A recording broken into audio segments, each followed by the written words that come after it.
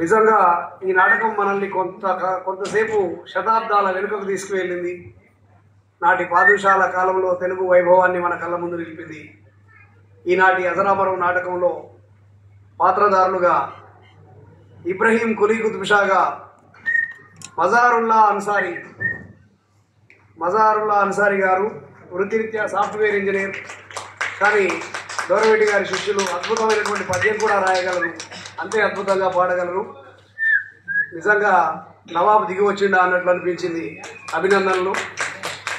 తరువాత నిజంగా సైన్యాధ్యక్షుడు ఎలా ఉండాలో రూపంలోనూ భావంలోనూ అదే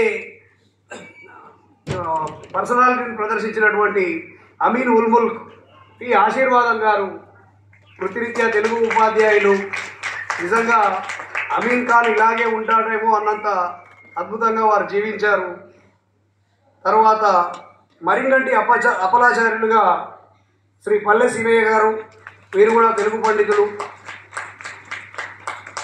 మరింగంటి సింగరాచార్యులుగా మండల గురునాథం గారు, వీరు ఈరోజే నాటకంలోకి ప్రవేశించారు, కానీ చాలా అద్భుతంగా నటించారు.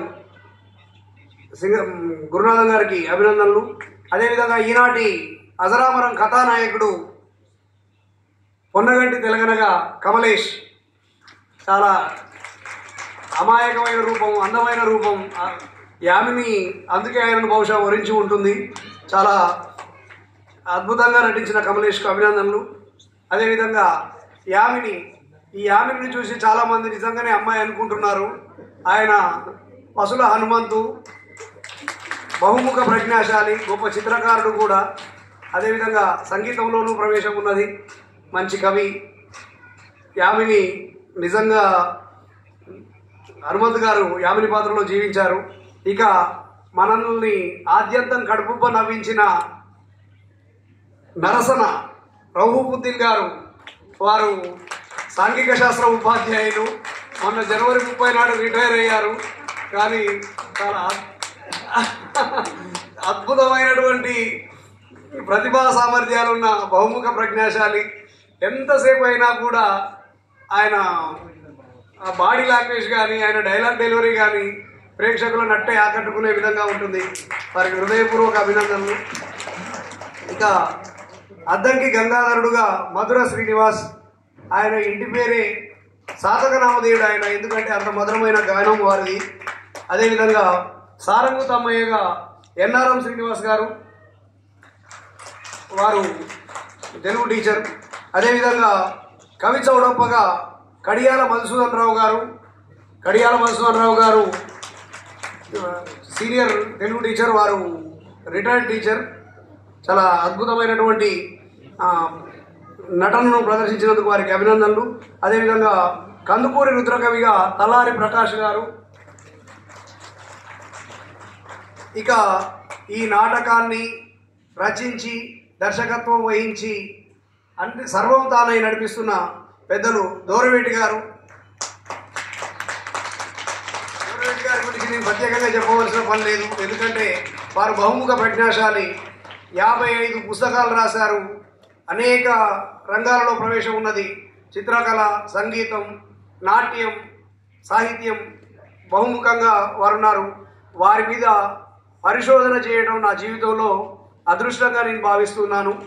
దూరవేటి గారి సమగ్ర సాహిత్యం అధ్యయనం అనే అంశంపై నేను కాకతీయ విశ్వవిద్యాలయం నుంచి పరిశోధన చేసి ఉన్నాను. వారికి హృదయపూర్వక శుభాకాంక్షలు సార్. నెక్స్ట్, ఈనాటి కార్యక్రమానికి సంగీత దర్శకులు లాల్ రెడ్డి గారు, కీబోర్డ్ వేణుగోపాలాచారి గారిని పరిచయం కావాల్సిందిగా కోరుతున్నాం. అదేవిధంగా తబలా శశిభూషణ్ గారు, అలాగే తమ యొక్క వ్యాఖ్యానంతో నవ్వుల పువ్వులు పూయించే కోటం చంద్రశేఖర్ గారు, వారిని వేదిక మీదకి పరిచయం కావాల్సిందిగా ఆహ్వానిస్తున్నాం. Welcome sir. అదేవిధంగా తదనంతరం ముగింపు సభ ఉంటుంది. అతిథులు వేదికపైకి వస్తారు. తర్వాత నటులకు సన్మాన కార్యక్రమాలు ఉంటాయి.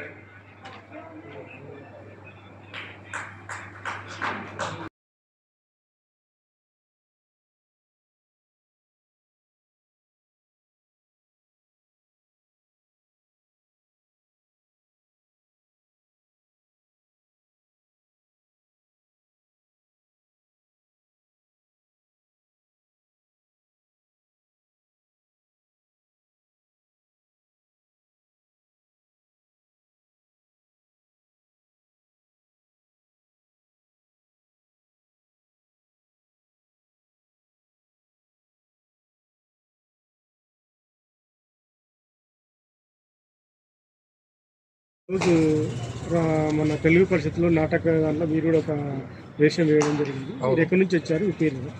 నేను వికారాబాద్కు దగ్గరలో గురుగుపల్లి అనే గ్రామం ఉంటుంది. ఆ గ్రామవాసిని. అయితే నేను తెలుగు మీడియం స్కూల్లో చదువుకోవడం జరిగింది. అక్కడ మాకు ఉపాధ్యాయులుగా శ్రీ దూరాబెట్టి గారు పనిచేశారు. అప్పటి నుంచే మేము ఏకపాత్రాభినయాలు నాటకాలు సార్ ఆధ్వర్యంలో చేయడం జరిగింది. కాబట్టి ఇప్పటి వరకు ఆయన గట్టాసులో ఉన్నాము. అయితే మొన్న ఒక సందర్భం లోపల సార్ ఏం చేశారంటే ఈ తెలంగాణకు సంబంధించినటువంటి కవులకు సంబంధించినటువంటి నాటకాన్ని రాయడం జరిగింది. అందులోనూ అచ్చ తెలుగు లోపల మొట్టమొదటి యయాతి చరిత్రం అనేటటువంటి కానీ మన పొన్నగంటి తెలంగాణ ఇప్పుడు పటాన్ చెరువు అనే ఊరు ఉంది, గ్రామం ఉంది కదా సిటీ లోపల. దాన్ని అప్పుడు పొటాన్ చెరువు అని ఉండేదంట. ఆ కవి అక్కడ పుట్టాడు. ఆయనను బేస్ చేసుకొని ఈ నాటకం అజరామరం అనే నాటకం సార్ రాయడం జరిగింది. అందులో ప్రధానమైనటువంటి పాత్ర ఎవరైతే కళాపోషకుడు ఇబ్రాహముడు అని చెప్పి పేరిచ్చారో ఇబ్రాహీం కులీ కుతుబ్ షా అనే గోల్కొండ నవాబ్ సంబంధించిన పాత్ర నాది ఉంది. అక్కడి నుంచి మేము ట్రై చేసినాము. దానివల్ల నాకు మంచి ఈ నాటకం ఇంతకుముందు ఏదైనా నాటకాల్లో మీరు పార్టిసిపేట్ చేశారు? నేను ఎప్పుడు చేసినా కానీ సార్ రాసినటువంటి ఏకపాత్రాభినయాలు చేసిన. నేను నార్మల్గా నేను పద్యాలు పాడుతుంటా, పాటలు పాడుతుంటా. ఘంటసాల మొహమ్మద్ రఫీ పద్యాలు పాటలు పాడుతుంటా. అలాగే నేను సార్ వాళ్ళు రాసినటువంటి ప్రైవేట్ సాంగ్స్ కూడా పాడుతుంటా. ఎక్కువగా నేను ఘంటసాల మొహమ్మద్ రఫీ పాటలు పాడుతూ ఉంటాను ఇప్పటికీ. కాబట్టి నాకు పద్యం మీద మంచి గ్రిప్ ఉన్నందుకు సార్ ఈ నాటకం లోపల నాకు ఒక పాత్ర ఇచ్చి పద్యాలు ఇవ్వడం జరిగింది. మీకు ఇష్టమైన వాళ్ళతో అవార్డ్స్ ఏమన్నా ఇట్లాంటి నాటకాలలో తీసుకున్నారు? నేను ఎన్ని తీసుకున్నా కానీ స్టేజ్ల మీద తీసుకున్న నాటకాలే ఉన్నాయి సార్. కానీ పెద్ద మొన్న ఢిల్లీ వెళ్ళినప్పుడు కూడా నాకు ఢిల్లీ పురస్కారం కూడా వాళ్ళు ఇచ్చారు నాకు. అయితే ఇక్కడ ఉన్న వాళ్ళందరూ కూడా అక్కడికి వెళ్ళారు. మొన్న ఢిల్లీలో కూడా అయింది. ఇప్పుడు నెక్స్ట్ సింగపూర్లో జరగబోతుంది నవంబర్లో. ఇప్పుడు ఈ నాటకం నెక్స్ట్ సింగపూర్లో జరగబోతుంది. సింగపూర్ ఇదే నాటకం.